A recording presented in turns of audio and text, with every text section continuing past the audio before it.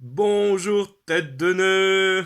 Voilà, petite référence au chef Otaku qui fait des excellentes vidéos sur l'attaque des titans depuis quelques temps déjà. Donc voilà, je regarde tout le temps ces vidéos au chef Otaku, Marco Gamer, Senpai Review, Kamelekita et je suis très fan de ces youtubeurs. Et aussi de ceux qui sont sur Boruto, parce que mes deux mangas que j'adore, que je préfère, enfin que je lis tout court, sont L'Attaque des Titans et Boruto, avec Darkose, Pro Sensei, et puis bien d'autres. Voilà, donc du coup j'avais fait quelques vidéos sur Boruto, et là en fait j'avais envie de me lancer sur L'Attaque des Titans, parce qu'il y a le nouveau chapitre 131 qui est sorti, qui est très bien, comme beaucoup de chapitres. Et du coup, je voulais vous parler aussi un peu du chapitre 130, parce que j'avais pas fait de review pour l'instant, sur l'attaque des titans, Shingeki no Kyojin, voilà, que j'ai appelé Eren est arrivé, parce que ça fait longtemps qu'on attend de voir l'arrivée d'Eren sur le continent, et là enfin on le voit arriver et tout et tout. Donc les points que je voulais aborder avec vous sur le 130, c'est je pense l'enfant de Eren Historia, qui est l'enfant, le bébé que on voit à la fin sur la dernière planche que Eren porte, avec Eren de dos qui dit au bébé enfin tu es libre.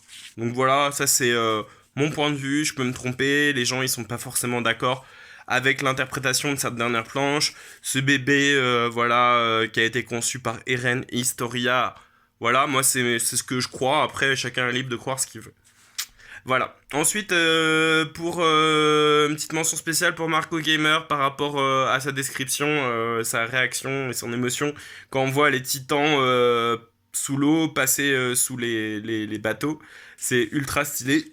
Et enfin, on a la confirmation que oui, les titans savent nager et que du coup, pour aller de l'île du paradis jusqu'au continent, et bah ils sont allés à la nage. Donc voilà, on a la confirmation que ouais, en effet, ils peuvent nager et ils ont fait la traversée à la nage. Parce que les titans, ils sont des colossaux, mais je pense que les fonds marins sont plus profonds que la taille des titans. Donc voilà.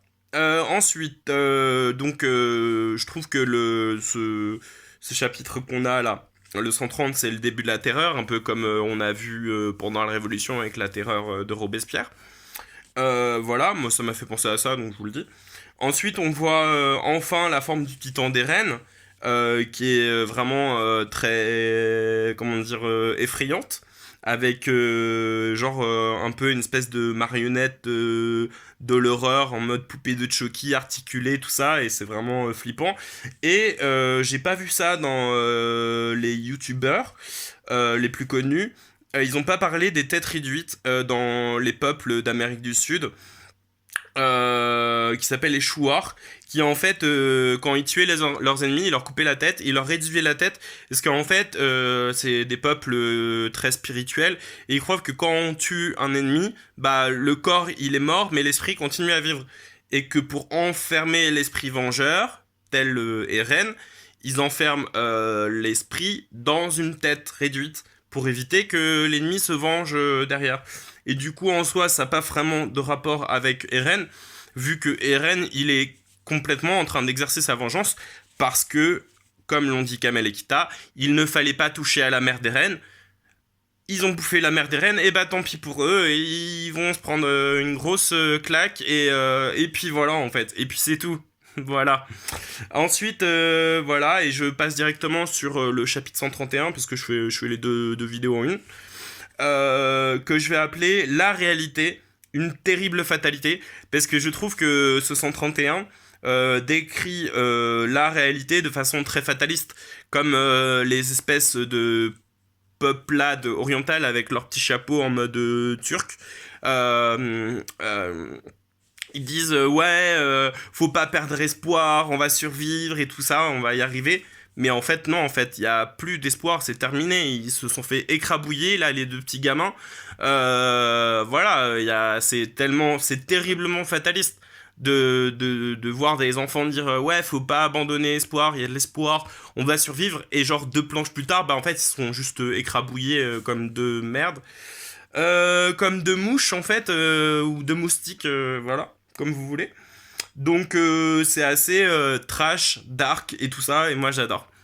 Ensuite, on a face à un problème de conscience de Ren avec un cas de dilemme moral qui est très vite résolu, je trouve, où il y a en fait l'hésitation entre le moindre mal de Sig, où on extermine la population eldienne, voilà, mais pour Eren, c'est hors de question. Enfin, je veux dire, le moindre mal, juste supprimer les Eldiens et comme ça le monde il est tranquille, lui il veut pas. Parce que lui, en fait, les gens qu'il aime, c'est Connie, c'est Armin, c'est tous ces gens-là, Jean, Mikasa et tout ça. Et voilà, il est pas prêt à renoncer aux gens qu'il aime juste pour le bien de l'humanité, comme voulait le faire Sig.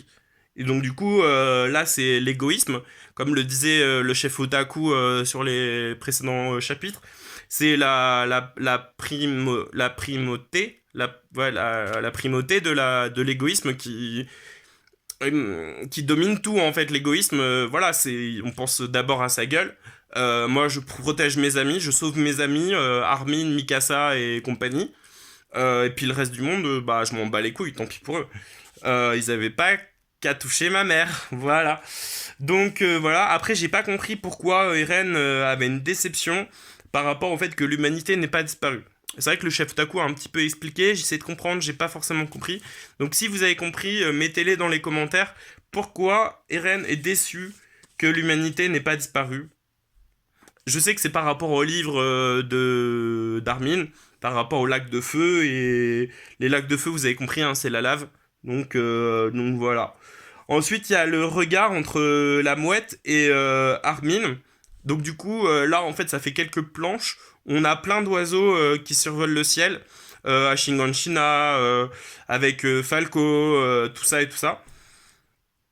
Moi, je pense que, clairement, comme l'ont dit Kamel et Kita, Eren peut tout à fait a le pouvoir de voir à travers les yeux des oiseaux, à travers le monde entier, tout ce que les oiseaux voient, Eren peut le voir. D'où les petites cases en morceaux où on voit Falco avec la main comme ça, là. Ah. Donc je pense que Eren a la vision d'Odin. Parce que ouais, Odin peut voir aussi à travers les yeux des oiseaux. Voilà. Ensuite, j'aime bien le contraste dans le 131 entre le bonheur de Eren qui est enfin en mode libre, comme son rêve de gamin. Ouais, il vole dans les airs, dans les nuages, en mode ouais, je suis libre, je suis le roi du monde. Et puis il voit très bien en même temps que l'humanité est en train d'être exterminée, écrabouillée par les titans. Et il s'en fout complètement, quoi. Lui, il est juste heureux. Je dis, ouais, je suis enfin libre et tout et tout. Et le grand terrassement, l'extermination de l'humanité, oh, on s'en fout. Donc, pas mal beau contraste enfin, d'immoralité entre la réalisation égoïste du rêve de Eren d'être libre, qui coûte en fait, comme l'a dit le chef Otaku, le prix en fait énorme d'exterminer l'humanité entière. Voilà. Et ensuite, j'ai pas trop bien compris ce qui s'est passé en fait entre Armin et Eren dans l'axe.